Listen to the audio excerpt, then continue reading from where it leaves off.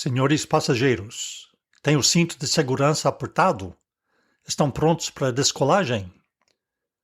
No avião, as bandejas têm de estar guardadas e o assento na posição de cima. Numa montanha-russa, o cuidado principal é estar trancado e pronto para o que sabe que está por vir. A nossa viagem pelo livro dos Juízes é mais ou menos como dar voltas numa montanha-russa, pois a ação alterna entre alturas vertiginosas da vitória e poços da depravação absoluta. Se nunca leu este livro, não faz ideia do que vai encontrar. Se já leu o livro, não pode deixar de estremecer na perspectiva de revisitar cenas que seriam classificadas para audiências de adultos ou maiores de 18 anos no cinema. Aconselhamos a discrição do espectador. O leitor do livro dos Juízes está avisado. A obra de Leo Tolstói, Guerra e Paz, é considerada uma obra clássica da literatura, mas o livro que legitimamente detém o título do livro mais impresso e o que está mais traduzido na maioria das línguas, mais de 3.000 línguas e contando, é a Bíblia. E como a Bíblia não é um romance, mas sim uma obra histórica que detalha a realidade dos povos e dos tempos abrangidos pela sua narrativa, não nos deve surpreender que entre a coleção dos 66 livros a que chamamos Bíblia, haja um livro de guerra e paz. A Bíblia está cheia de relatos de guerras e ocasionalmente de paz, e dá uma imagem real do mundo. Nenhum outro livro da Bíblia reúne o ciclo de guerra e paz numa narrativa mais compacta e intensa do que o livro dos Juízes. O livro é muito mais curto do que aquele que Tolstói escreveu, mas a lição que tem para nós é universal e eterna. O livro dos Juízes segue o livro de Josué, o que segue os livros de Moisés, o Pentateuco. É a continuação da história de como Deus escolheu fazer da família de um homem chamado Abraão uma nação que foi escravizada no Egito durante 400 anos e depois, através da liderança de Moisés, eles foram libertos da escravidão no Egito. Mas devido à incredulidade do povo, a sua entrada na terra prometida de Canaã foi adiada por 40 anos. Após a morte de Moisés, Josué assume a liderança da nação e lidera as 12 tribos dos filhos de Jacó, cujo nome Deus mudou para Israel, liderando-os para a terra de Canaã para tomar posse dela, de acordo com a promessa que Deus tinha feito a Abraão mais de 400 anos antes. Assumindo que Josué teve a mesma idade do seu companheiro no grupo dos espiões, a quando da primeira tentativa de entrar em Canaã, o seu colega era Caleb, que tinha 80 anos quando Israel entrou na terra. Então, os acontecimentos no livro de Josué abrangem um período de 30 anos, possivelmente mais, vendo que Josué morreu aos 110 anos. Após a sua morte, entramos no período descrito no livro dos Juízes, que nos leva ao tempo do profeta Samuel e ao alvorecer da monarquia, por volta do ano 1000 a.C. Algumas das conquistas no livro de Josué talvez tenham acontecido no tempo dos Juízes, mas em todo caso, no livro dos Juízes estamos perante um período de 300 ou 350 anos. Conforme a maneira de fazer a contagem, há 11 ou 13 juízes. Alguns não eram chamados de juízes, especificamente, mas os registros lhes conferem esse papel. Débora era juíza e Samuel, ou Eli. Estes últimos aparecem no próximo livro, 1 Samuel. Em todo caso, se soubermos a duração de cada um deles de maneira consecutiva, O total atinge 410 anos, um período de tempo que não se consegue enfiar na história conhecida. É evidente que houve casos em que alguns dos juízes eram contemporâneos, pois cada juiz habitualmente exercia o seu ministério numa determinada zona do país, entre algumas das 12 tribos, mas nem todas.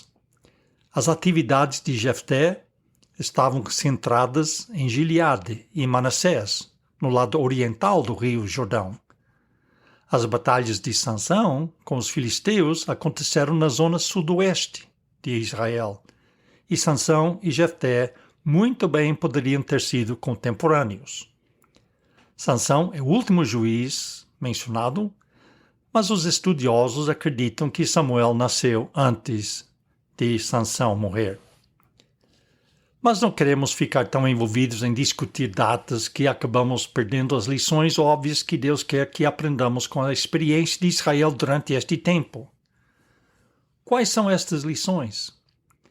A lição mais gritante é que quando os israelitas seguiram Deus, prosperaram e tiveram paz. Quando se desviaram para servir os deuses dos cananeus, ficaram escravizados e foram atacados pelos seus inimigos vizinhos. A fórmula, os israelitas fizeram o que era mal à vista do Senhor, repete-se ao longo do livro e cada vez introduz uma nova onda de opressão. Mas numa escala mais ampla, vejo que outra lição que se aplica a nós hoje, quer ao nível de nações, igrejas ou famílias. 4 vezes no livro dos Juízes lemos: naqueles dias não havia rei em Israel. O que indica que o livro foi escrito mais tarde quando já havia um rei em Israel. O livro termina com esta afirmação e acrescenta: porém, cada um fazia o que parecia reto aos seus olhos. Não é esta a posição em voga nos nossos dias? Cada um tem a sua verdade, cada um faz o que está certo, e ninguém ouse dizer que haja um padrão universal que estabelece a fronteira entre o bem e o mal.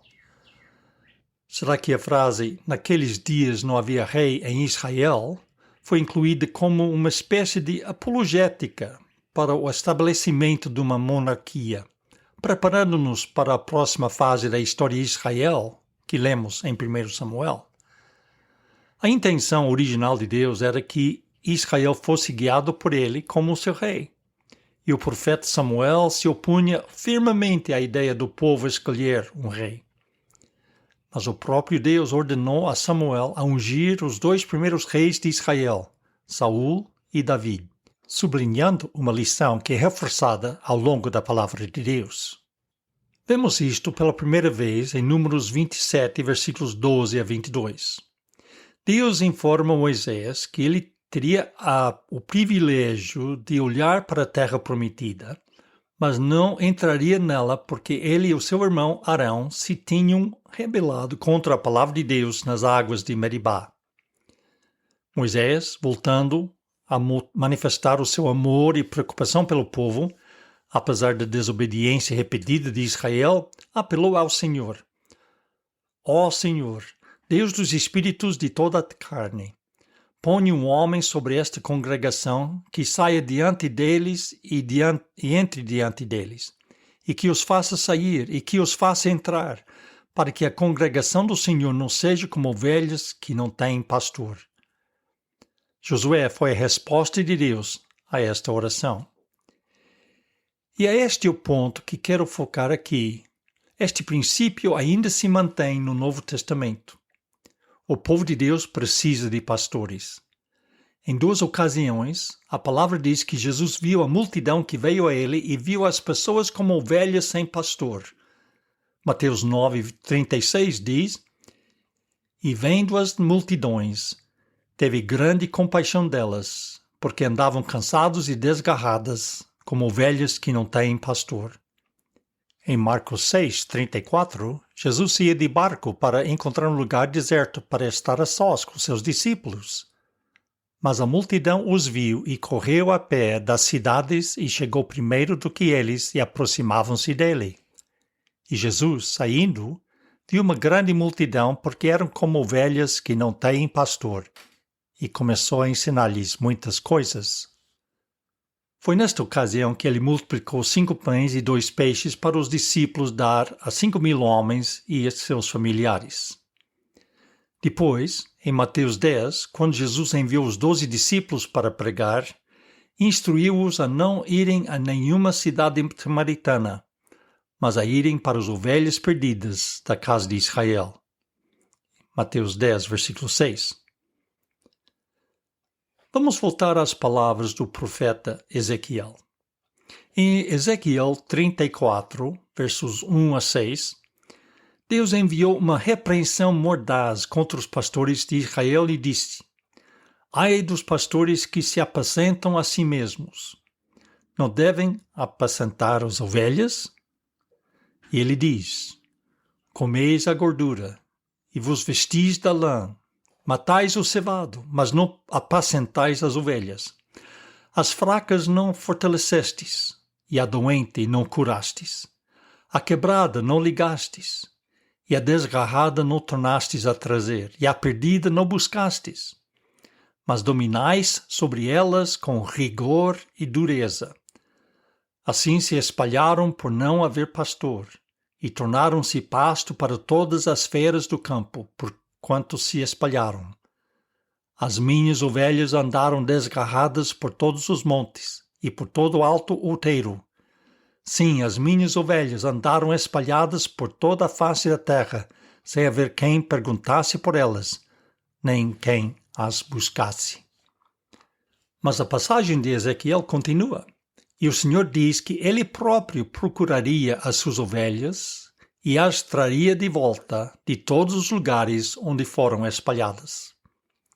Versículo 13 diz: E tirá-las-ei dos povos, e as congregarei dos países, e as trarei à sua própria terra, e as apacentarei nos montes de Israel junto dos rios, e em todas as habitações da terra. Versículos 15 e 16. Eu mesmo apacentarei as minhas ovelhas. A perdida buscarei, e a desgarrada tornarei a trazer. E a quebrada ligarei, e a enferma fortalecerei. Apacentá-las-ei com juízo. Estas palavras foram cumpridas em parte quando Jesus veio à terra. Em João 10, quando Jesus se apresentou como bom pastor, ele disse que todos os que tinham vindo antes dele eram ladrões e salteadores. Não se admira que as ovelhas estivessem perdidas. Os seus guias não tinham sido fiéis em proclamar a justiça, concentrando-se em vez disso em proclamar a sua própria justiça. Jesus veio para o que era seu, mas os seus não o receberam. Ele veio para trazer de volta as ovelhas perdidas da casa de Israel, mas os pastores infiéis não o permitiram. Acabamos de voltar de uma viagem a Israel, um país moderno construído pelos filhos de Israel que vieram dos 4 cantos da terra. Acredito que a profecia de Ezequiel só será cumprida na sua totalidade quando o Messias regressar em glória. Mas a história de como os israelitas regressaram à sua terra é um sinal de que Deus iniciou o processo de cumprir a sua promessa. Até lá, Deus escolheu trabalhar através das suas ovelhas que vêm de todas as línguas, tribos e nações. Naquela passagem de João 10, como Jesus descreve a sua obra como o bom pastor, ele diz no versículo 16: Ainda tenho outras ovelhas que não são deste aprisco. Também me convém agregar estas, e elas ouvirão a minha voz, e haverá um rebanho e um pastor. Toda a sociedade humana tem a necessidade de líderes. Na sociedade civil, chamamos-lhes presidentes, reis, governadores, autarcas. No mundo dos negócios, são CEOs e sentam-se nos conselhos de administração. Em Romanos 13, versículos 1 a 2, lemos estas palavras claras de Deus. toda alma esteja sujeita às potestades superiores, porque não há potestade que não venha de Deus, e as potestades que há foram ordenadas por Deus. Por isso, quem resiste à potestade resiste à ordenação de Deus, e os que resistem trarão sobre si mesmos a condenação. Paulo insistiu em 1 Timóteo 2, 1-2, que se faça deprecações, orações, intercessões e ações de graças por todos os homens, pelos reis e por todos os que estão em eminência, para que tenhamos uma vida quieta e sossegada em toda piedade e honestidade. Vou repetir esta última frase porque isso mostra a importância de liderança. Para que tenhamos uma vida quieta e sossegada em toda piedade e honestidade. Estamos a assistir ao que acontece nas nações e cidades, nas grandes empresas e pequenos negócios quando a liderança é fraca ou corrupta. As sementes da confusão e do declínio são semeadas, e a colheita é a rebelião e a desconfiança, a pobreza e a opressão. A vida deixa de ser quieta e sossegada. Prosperidade e paz são fruto de líderes fiéis, retos e justos. Isto não é menos verdade para as igrejas. Jesus previu que houvesse autoridade nas suas igrejas.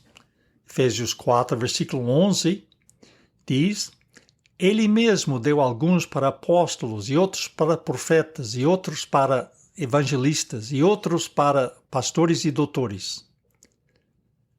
Há muita discussão sobre até que ponto e de que forma o cargo de apóstolos e profetas ainda está em vigor na igreja hoje, mas ninguém contesta o papel de pastores e professores. O que estes líderes são chamados não é uma questão crítica. O Novo Testamento chama-lhes de bispos, ou supervisores, anciãos, pastores. Há muitas pequenas igrejas na área onde nós vivemos que não têm pastores, e isso afeta o seu crescimento, com certeza. Mas mesmo assim, há sempre um líder ou líderes que assumem esse papel na ausência de um pastor. Alguém abre a porta do local de encontro, acende a luz, faz os anúncios, dirige os cânticos e assegura o pagamento das contas. Há sempre algum tipo de liderança. Mas se essa liderança for fraca, ou pior, se for moralmente corrupta, ou arrogante e autoritária, o rebanho vai ficar fraco ou disperso. O rebanho torna-se vítima de lobos. Os líderes respondem perante Deus segundo um padrão muito mais rigoroso. Tiago 3, versículo 1. Meus irmãos, muitos de vós não sejam mestres, sabendo que receberemos mais duro juízo. Os crentes são instruídos a examinar de perto a vida daqueles que os lideram. Hebreus 13, versículo 7 diz: Lembrai-se dos vossos pastores que vos falaram a palavra de Deus, a fé dos quais imitai, atentando para a sua maneira de viver. A palavra atentando aqui significa estudar cuidadosamente, considerar atentamente. E a expressão maneira de viver, no original, foca o resultado da vida de um ministro, a sua maneira de acabar a sua carreira. Não se trata apenas de um sucesso momentâneo e transitório que possa ter conseguido no seu ministério. Afinal, é o próprio Senhor que julga o quanto foram bem-sucedidos as nossas vidas e o que pode ser completamente diferente do que consideramos sucesso.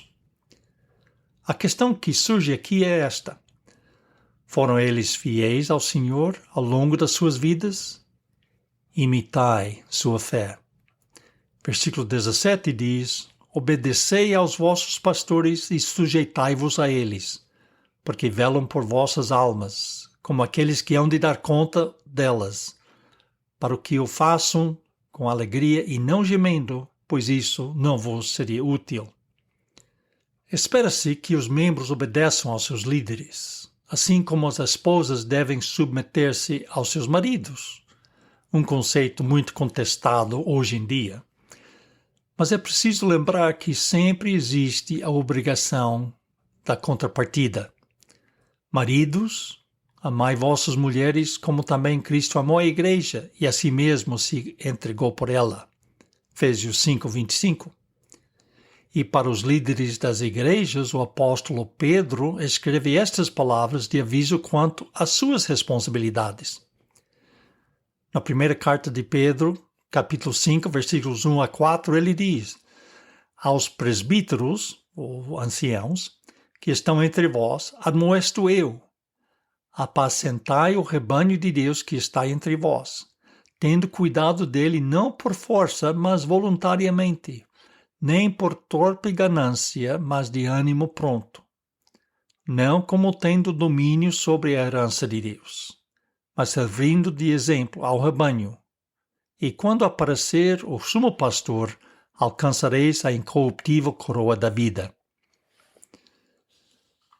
Nos primeiros anos do nosso trabalho na Madeira, quando finalmente tivemos 2 ou 3 famílias que se uniram para constituir a igreja, fui aconselhado pelo pastor de uma outra igreja evangélica da ilha, de outra denominação, que informou como lidar com os madeirenses na igreja.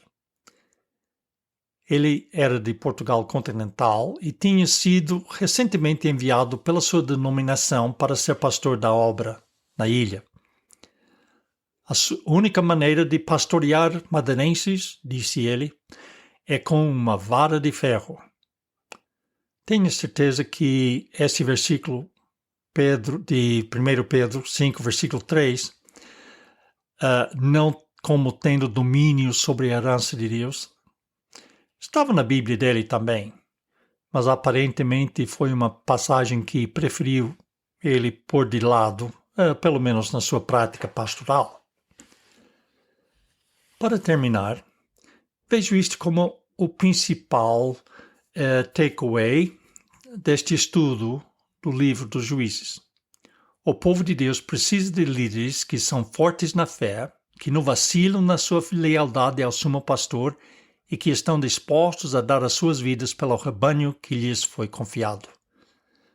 Tiago avisou-nos que nós, líderes, enfrentaremos um julgamento muito mais rigoroso, pois devemos dar conta da alma das pessoas.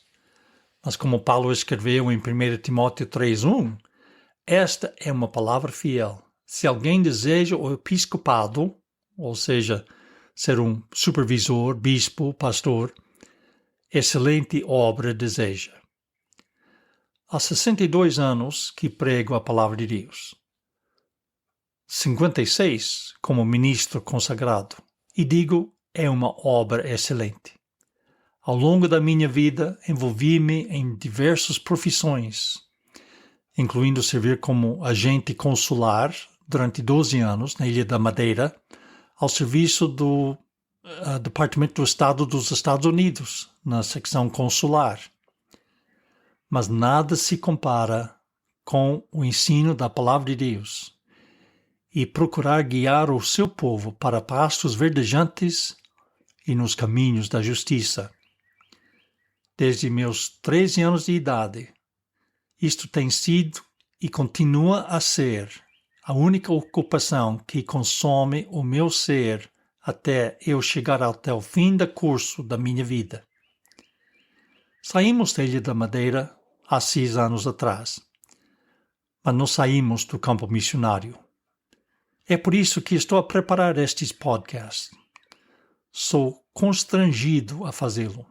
Não consigo deixar de fazê-lo.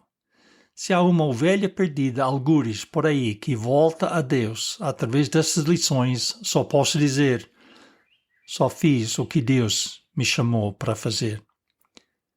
Que Deus abençoe os seus pastores fiéis, que servem no seu rebanho. Que Ele levante muitos outros.